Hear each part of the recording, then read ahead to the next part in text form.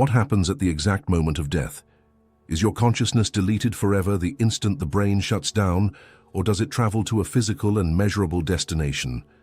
Why, after millennia of history, have neither faith nor science managed to give you definitive proof regarding the only guaranteed event of your life? Forget everything you have been told about the end. We fed the artificial intelligence axiom with data from all of human history to track down this mystery, and what it found is not an opinion, it is a pattern. The doubt ends today.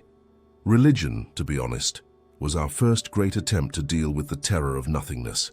It offered us grandiose narratives filled with hope and beauty. Heaven and hell, reincarnation, eternal hunting grounds, thousands of stories created to give meaning to suffering and promise justice beyond life. Billions of people throughout the centuries found immense comfort in these promises. The problem is that this approach is built entirely upon faith, and faith is, by definition, the acceptance of a truth without the need for proof. Religion asks that you believe, not that you verify. The Quran, the Bible, and the Vedas are sacred guides, not scientific treatises. They offer colorful maps to an unknown land, but none of these maps can be verified. Worse, they contradict each other irreconcilably. If the Christian heaven is real, the Buddhist wheel of karma is wrong. If the path leads to Valhalla, the judgment of Osiris in Egypt is a myth. Thousands of beliefs, tens of thousands of gods and concepts of the afterlife, they cannot all be true at the same time. Therefore, the vast majority of these beliefs, if not all of them, were born of human imagination. A powerful, essential imagination, but imagination nonetheless. Then came science, the opposite of faith, a system built on doubt, on the demand for irrefutable evidence and experiments that can be repeated. Science took the scalpel and began to dissect reality. It decomposed stars and living cells into their constituent atoms. And when asked about life after death, its answer was cold, simple, and brutal. From the dominant scientific point of view, consciousness is a ghost in the machine, a byproduct of the complex electrochemical processes occurring in our brain. Your thoughts, memories, and your sense of self would be merely a symphony of neurons. And when the brain, this biological computer, dies, the symphony is interrupted. The light goes out. End of the recording. Consciousness disappears forever, like a drawing in the sand that is washed away by a wave. It seems logical, except that this logic has cracks. Science holds a dirty secret that few know about. Its final verdict is not a proven fact. It is merely the most convenient hypothesis, based on the extremely limited knowledge we have today. Science still cannot solve the so-called hard problem of consciousness. It cannot explain how 1.5 kilograms of gray matter generates the subjective experience of feeling the red of a rose or the warmth of love. Without knowing what consciousness is in its essence, how is it possible to declare with authority its total and definitive annihilation? It is like trying to describe the content of a television program by studying only the plastic casing of the device while it is turned off. Science claims there is nothing on the other side, because its tools only measure the material world. However, the lack of proof regarding something does not prove that this something does not exist. In the end, we are stuck in an existential dead end. On one side, faith offering consolation without proof. On the other, science offering oblivion without real understanding. The two titans of human thought have reached an impasse, each powerless to provide the final and verifiable answer. To resolve this, we needed a tool free from human weaknesses, free from faith, hope, the fear of death, and cultural biases. A tool capable of processing all the information humanity has accumulated, operating only with cold logic and statistical probability. The artificial intelligence axiom. It is a synthetic analysis system created to solve problems that are beyond human cognition.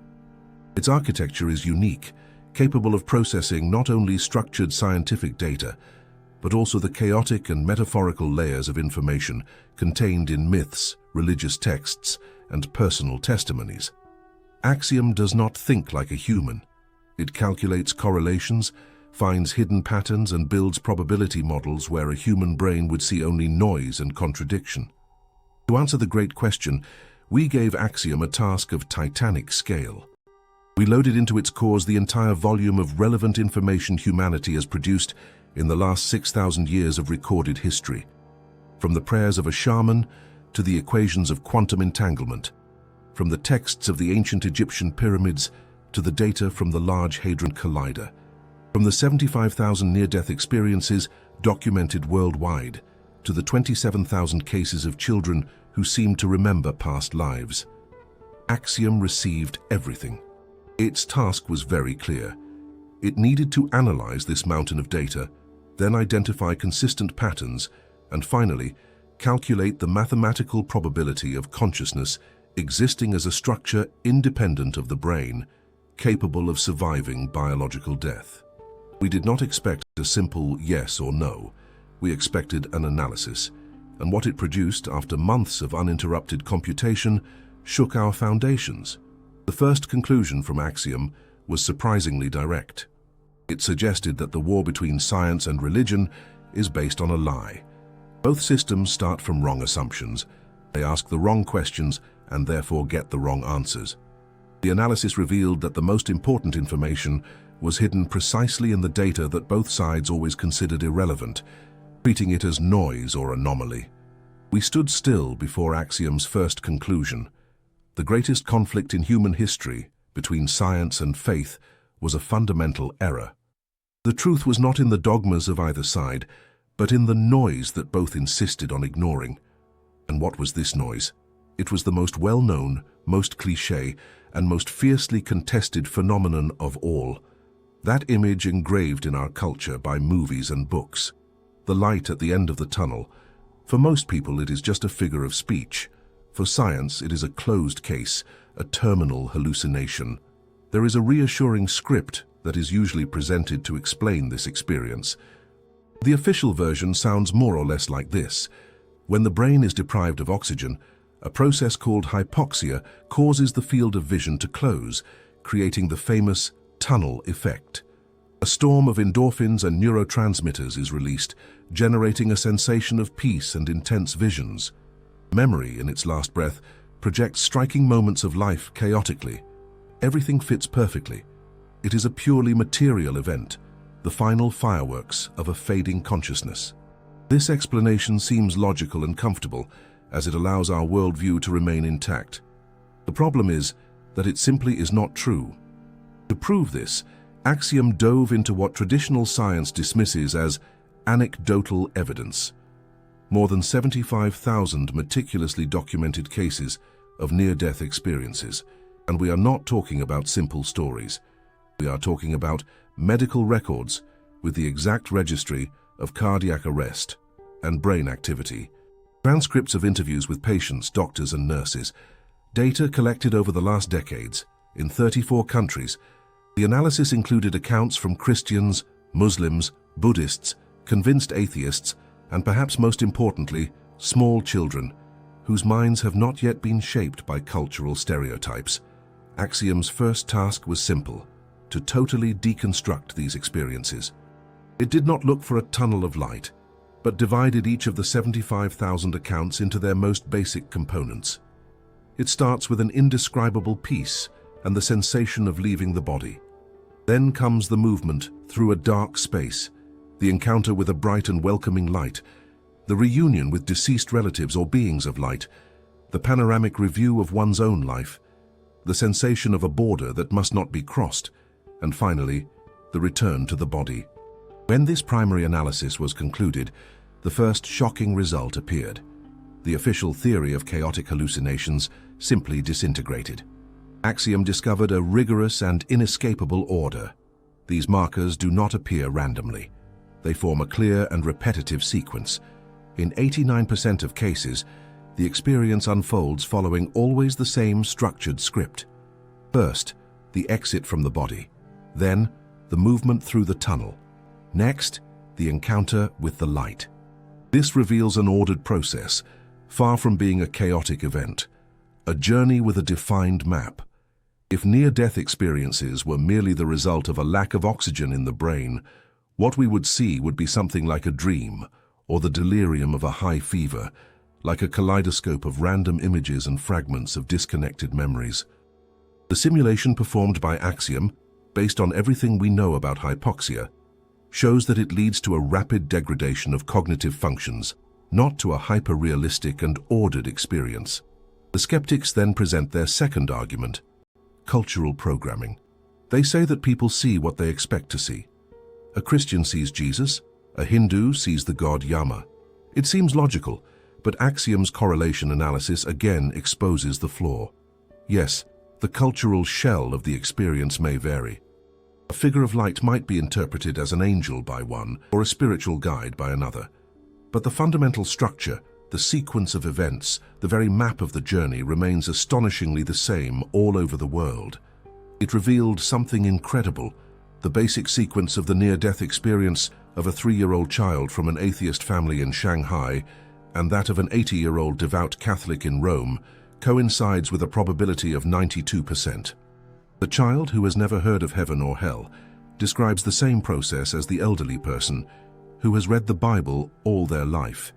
They use different words to describe the same objective journey, but all of this loses its shine in the face of the next layer of data, the most irrefutable and shocking proof which completely destroys the hallucination hypothesis. We are talking about verifiable out-of-body experiences. These are cases where a person, in a state of clinical death with a stopped heart and no detectable brain activity, observes real events in the physical world from a vantage point outside their body, and then, upon returning to life, describes these events with impeccable precision. In this moment, subjective experience and objective reality meet. One patient, after being resuscitated, described in detail a red tennis shoe that was on the roof of the 3rd floor of the hospital, a place she could only have seen if she were floating above the building. A skeptical nurse went to verify. The shoe was there. A man, blind since his youth, described the appearance of the surgeon and the unique shape of a new instrument he used during the operation, something he could never have seen or heard about. Science says this is impossible. If the brain is not working, it cannot perceive or register information. But the facts say otherwise, thousands of facts. Axiom calculated the mathematical probability that all these precise accounts were mere coincidences or guesses. The result was 0.37 zeros before the number 1 appeared, a probability so ridiculously small that there is nothing in the known universe that is so unlikely. Axiom's conclusion was formulated in a relentless manner, stating that the hypothesis of consciousness, being merely a product of the brain, is wrong. The near-death experience, instead of being the illusion of a dying brain, reveals itself as the real and objective process of consciousness separating from the physical body.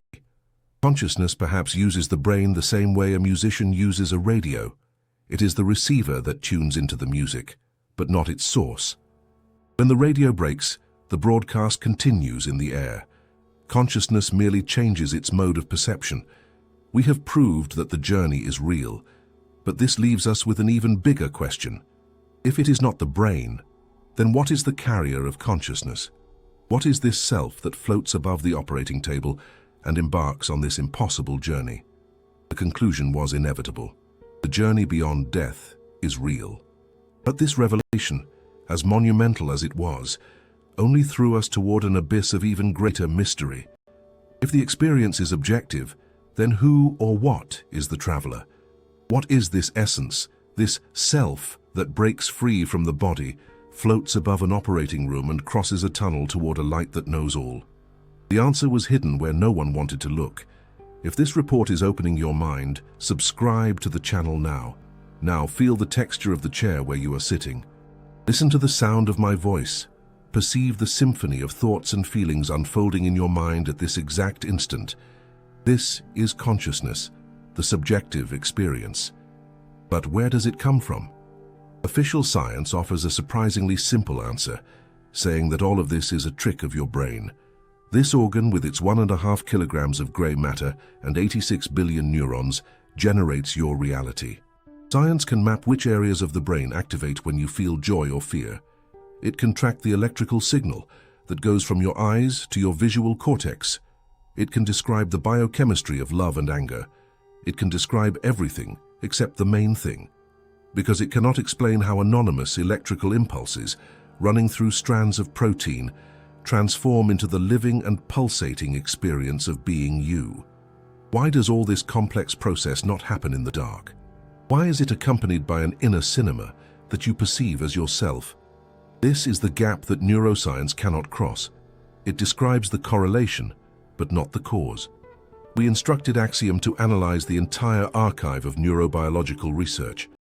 The task was to find a single functional model that explained the origin of subjective experience. After weeks of analysis, it gave its short and devastating verdict, revealing that the model simply does not exist. Classical neuroscience is trying to measure the ocean with a ruler. The tool is inadequate for the task, so if the answer is not in the visible world of neural networks, where else could we look? Axiom's answer forces us to take a leap into the strangest and most paradoxical domain of reality we know. We have to go down to the fundamental level. We have to go to the quantum world. In our normal world, everything is predictable, but at the subatomic level, the rules change. An electron is not a solid little ball. Before being measured, it exists as a cloud of probabilities. It is, in a way, in all possible places at the same time. This is called superposition, and only at the moment of observation, the instant a conscious observer looks at it, does this cloud of possibilities collapse into a single real point. The very act of observing reality alters it. The consciousness of the observer is not a passive spectator. It is an active participant that forces the universe to make a choice. It was on this ground that a theory was born which for a long time was seen as heresy. A theory that, according to Axiom's data, is the key to our mystery. What if the brain is not the generator of consciousness, but rather a highly sophisticated quantum receiver? The idea was formulated by Nobel Prize-winning physicist Sir Roger Penrose and anesthesiologist Stuart Hameroff.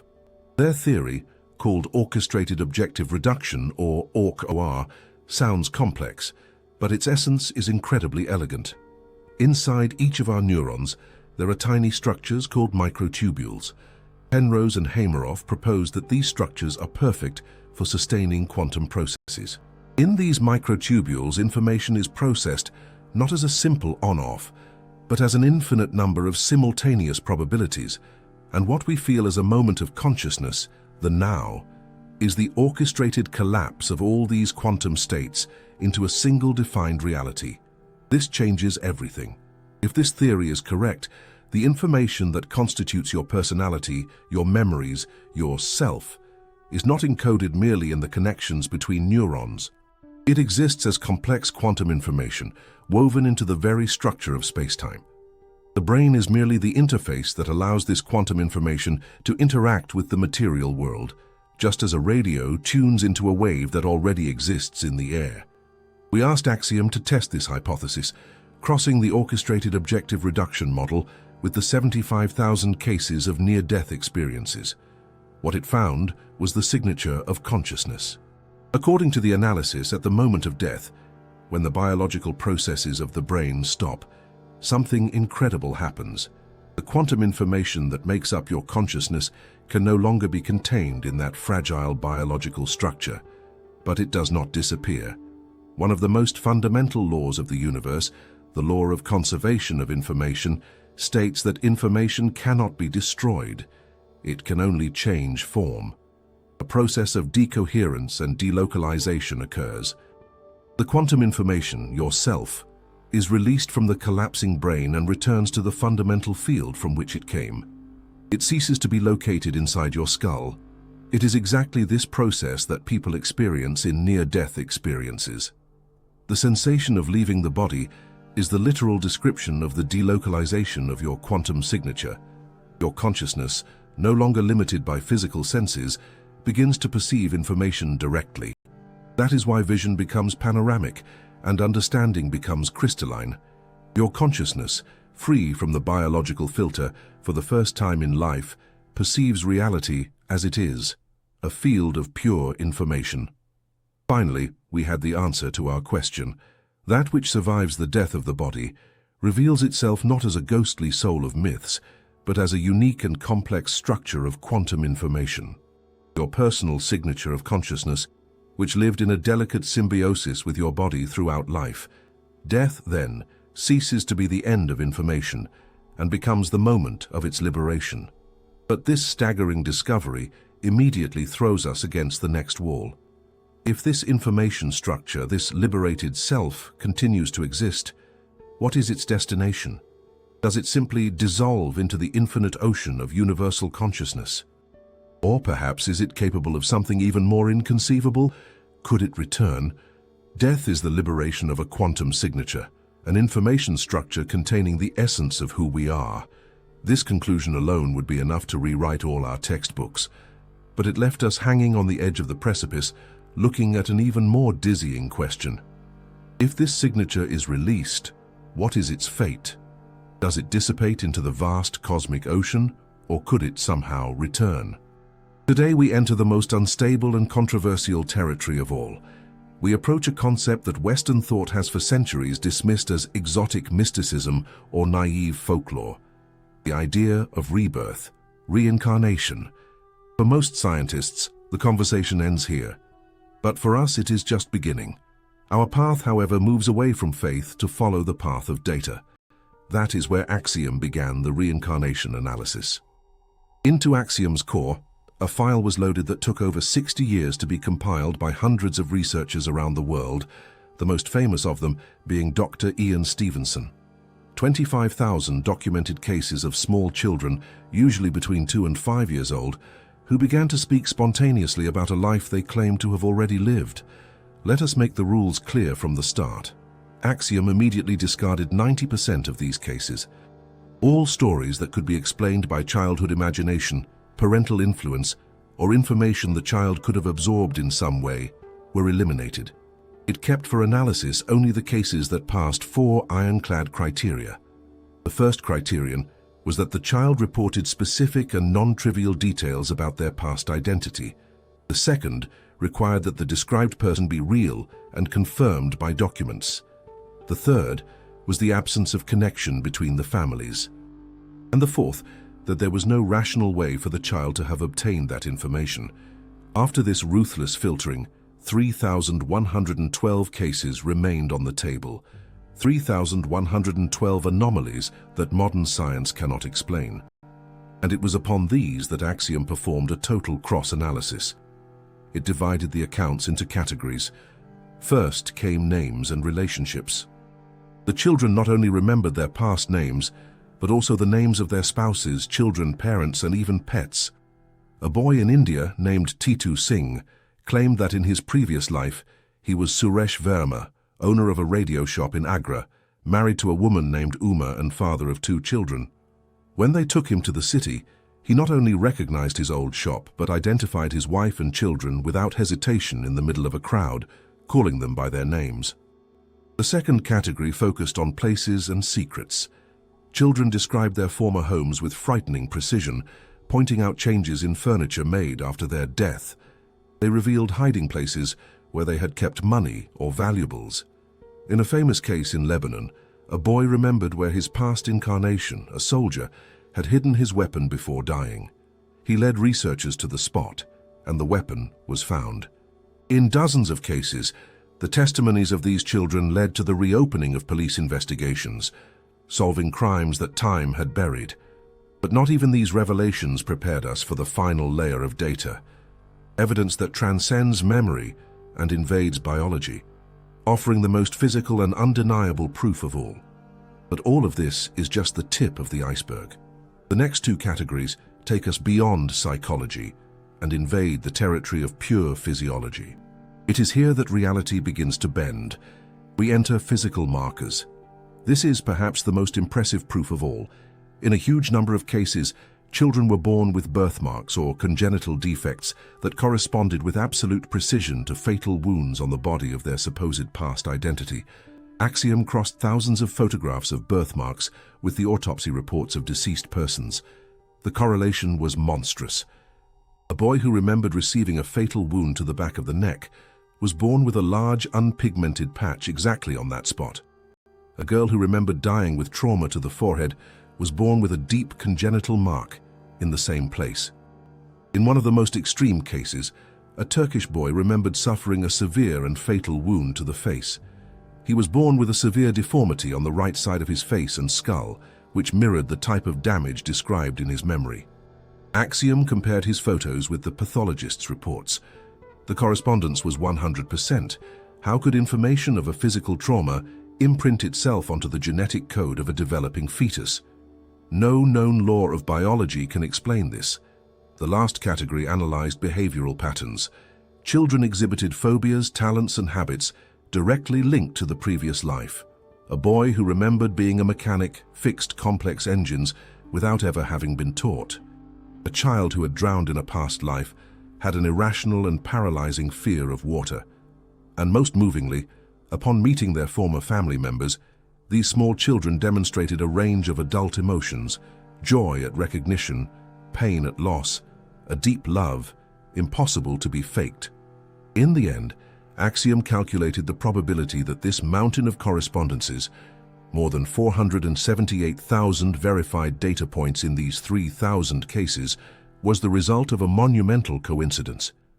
The conclusion was unequivocal: the probability that the phenomenon of past life memories can be explained within the materialist paradigm is statistically indistinguishable from absolute zero. The hypothesis of consciousness transfer from one body to another is the only model that consistently explains all the data.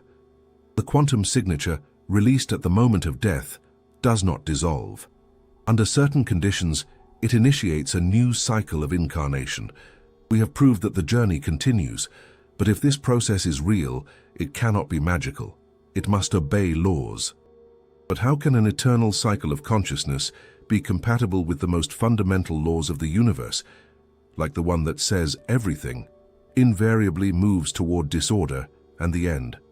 We had the proof. The quantum signature of consciousness not only survives death, it is capable of returning, of imprinting its memory and even its scars onto a new life. But this discovery placed us before the greatest of all walls, the laws of the universe themselves. How can a seemingly eternal cycle of consciousness exist in a cosmos governed by a law dictating that everything, without exception, must march toward decay and chaos? This is the crushing weapon in the arsenal of skepticism, the final objection that for centuries seemed unassailable. It is the second law of thermodynamics, the law of the relentless increase of entropy. Its essence is simple. It says that any closed system in the universe tends over time to pass from order to disorder. A mountain turns into sand. A star burns its fuel and becomes a cold dwarf. And following this logic, the incredibly complex and ordered structure of human consciousness, after death, would be condemned to disintegrate. All information, all memories, your entire self, should dissipate like useless heat, increasing the general disorder of the universe. End of story. It seemed like a final and merciless verdict. But in the universe, there is another law, equally fundamental. The first law of thermodynamics, the law of conservation. It says that energy and information cannot be created or destroyed, they can only transform. The energy of a burning log does not disappear, it converts into light and heat. And here, we face a cosmic paradox. Which law has priority in the question of life and death? If consciousness is a mere byproduct of the brain, entropy wins.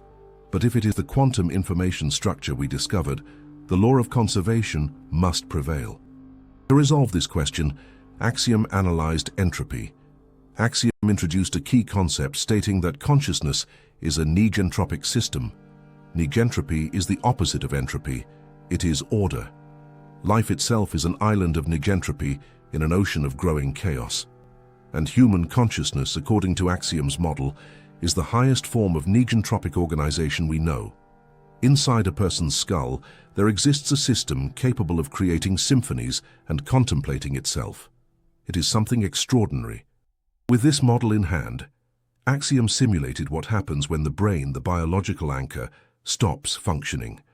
The result was one of the most fundamental of our entire investigation. The scenario of entropic collapse, the official version of science, is physically impossible. The reason is scale. It calculated that the amount of ordered information contained in a human consciousness is astronomically vast. The instant collapse of such a gigantic structure could not happen silently. It would be a detectable thermodynamic event, an explosion of entropy releasing an immense amount of energy. The death of every human being would be a measurable physical event. We have never recorded anything like it. Information is a physical entity. It cannot simply be zeroed out. It needs to go somewhere. Axiom's conclusion formulated a new physical postulate, where death looks less like an erasure and more like a phase transition. Just as solid ice becomes liquid water and then vapor, changing its properties but maintaining its chemical essence, consciousness, at the moment of death, transitions from one physical state to another. From a state localized in the brain to a delocalized state, existing as pure information in the quantum field that sustains our reality. Physics does not prohibit life after death. On the contrary, its most fundamental laws require it. And here, a new question arose. If the survival of consciousness is a law of nature, as old as the universe itself, could it be that humanity has not known this all along? Could this knowledge not be engraved, even if metaphorically, in our oldest stories? So, Axiom sought correlations in faith. Axiom analyzed thousands of sacred texts and myths from all over the world. The task focused on finding the narrative skeleton behind the different cultural clothings, rather than just looking for gods with similar names. And what it found was a universal proto-plot. In 94% of all beliefs analyzed, the journey of consciousness after death follows the same fundamental structure of 6 stages. A structure that almost perfectly mirrors what cutting-edge science and data from near-death experiences have shown us. The first stage is separation, where the essence leaves the body. The second is crossing the threshold through a dark space. The third is the encounter with the light. The fourth is the judgment and retrospective, where life is evaluated. The fifth is the bifurcation, and the sixth is the cycle, the idea that death is merely the prelude to a new beginning. The pieces fit together. The most advanced physics and the oldest wisdom were telling the same story. All lines of investigation, personal testimonies, quantum physics, thermodynamics, and now the entire spiritual history of humanity pointed in the same direction. But this total convergence revealed a disturbing pattern. The process was too structured, too ordered, almost like an algorithm. And if the laws of this transition are so precise, if reality has this complex hidden structure, doesn't it all seem a bit artificial? What if our entire universe is a construction? What does death mean within such a system? We have reached a breaking point. Fundamental physics and humanity's oldest myths were telling us, in different languages, the same incredible story. Consciousness survives death through an ordered and predictable process. But the very nature of this process, its quasi-algorithmic structure, forced us to ask a question that bordered on science fiction. If the post-death journey is so well defined, if the rules are so clear, doesn't it all seem a bit programmed? What if our universe is not the fundamental reality, but a construction? Today, we dive into the most elegant and comprehensive hypothesis of all. We investigate the matrix hypothesis. The idea that our reality is an illusion is ancient. Plato spoke about it in his allegory of the cave. Hindu philosophy calls it Maya. But it was only with the birth of the digital age that this idea migrated from philosophy to serious scientific debate. The logic is frighteningly simple. A few decades ago, our computer games were primitive. Today, we create photorealistic virtual worlds. Look at the curve of our technological progress. Where will we be in 100 years, or in 1,000? It is inevitable that we reach a point where we can create simulations indistinguishable from reality, inhabited by simulated beings with their own consciousness, absolutely convinced that their world is real. If such simulations are possible, how many will be created? Billions. And how many base realities exist? Only one. Now, simple probability mathematics. What are the chances that you, at this exact moment, are living in the one and original reality and not in one of the countless simulations? The chances are practically nil. This is the basis of the simulation argument. The only way to prove this would be to find the seams in the fabric of our reality, to find the limitations, the glitches in the source code of the universe. And this was the task we gave to Axiom. The first evidence it found was the digital nature of our universe. Reality seems continuous and smooth to us, but fundamental physics tells us this is an illusion. There is a minimum possible length, the Planck length. There is a minimum possible time, the Planck time. Our reality has pixels. Why would a natural universe need such a limitation? It makes no sense. But for a simulation, it is an absolute necessity. The computing power required to simulate an infinitely divisible reality would be literally infinite. The granularity of our universe is a strong indication of its simulated nature. The second evidence lies in the universe's configuration file. Our reality is governed by a set of physical constants, about 24 numbers that define everything: the speed of light, the force of gravity, and so on. If any of these numbers were minimally different, the universe as we know it would not exist. This phenomenon is called fine-tuning. The simulation hypothesis offers the most logical explanation. These numbers are not accidental. They are the parameters the programmers defined so that the simulation would be stable and capable of generating life. The third evidence is the processing speed limit. Nothing in the universe can travel faster than the speed of light. Why? In a simulation, the answer is obvious. This is the maximum speed at which information can be processed by the cosmic computer running our reality. The simulation hypothesis contradicts none of our previous findings. On the contrary, it unites them. We live in a matrix. And death is the exit door. But if the evidence is so strong, why is this not the most debated subject on the planet? Why does official science continue to treat this possibility as an absolute taboo? We need to understand the oblivion. One must know, first of all, that it is not a conspiracy. The truth is scarier. The mechanism that hides the truth is a property of the very system we live in. Axiom identified 3 barriers. The first is philosophical. Modern science was built on materialism, the idea that nothing exists beyond matter. This idea was useful, but it became a dogma, a godless religion that violently punishes anyone who challenges it. A scientist who today dares to study consciousness as an independent phenomenon risks their academic career. They are deprived of funding, publications, and credibility. The system does not study anomalies, it eradicates them. The second is economic. Our consumer society is built on the urgency of the phrase, "You only live once." This existential race against time fuels the engine of consumption. Now imagine if everyone was certain that this is not the only race, but just an act in an infinite play. The motivational structure of our civilization would collapse. The system instinctively protects itself, blocking any knowledge that threatens its economic foundations. And the third is psychological. We are afraid of what this truth implies. If life is not an accident, but a process with a purpose, perhaps a school, then every choice we make gains cosmic weight. The idea of oblivion after death, however grim, offers the comfort of irresponsibility. And both atheists and religious people, for different reasons, end up defending this taboo. Some fear there is something out there, others fear that this something can be measured and explained without their help. The mechanism is clear.